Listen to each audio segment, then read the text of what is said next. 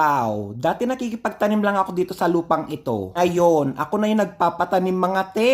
Proud to say, akin na yung lupang ito. Halos mapudpod yung kuko ko sa pakikipagtanim dito. Wala talaga sa pangarap ko na mabibili ko talaga to. Ilang OFW, piliin mo yung pagkakatiwalaan mo sa perang papadala mo. Yung walang bisyo at yung mapagkakatiwalaan mo talaga. Kahit kapamilya pa yan, wag na wag mong pagkakatiwalaan sa padala mong pera. Hindi ko naman sinasabi lahat ng kapamilya is hindi mapagkakatiwalaan pagdating sa padalang pera. Pero kadalasan, siya yung sisira sa mga pinaplano mong maganda. Yung ikaw na OFW, marami kang planong maganda. Pero yung papadalan mo ng pera, marami siyang pinaplanong hindi maganda. Kaya kaming dalawa magkapatid na OFW dito sa Saudi Arabia. Proud to say, nagtagumpay kami bilang OFW. Ay mapagkakatiwala ang pamilya pagdating sa padalang pera. Pupunta sa magagandang bagay. Marami kasi kaming iniwasan.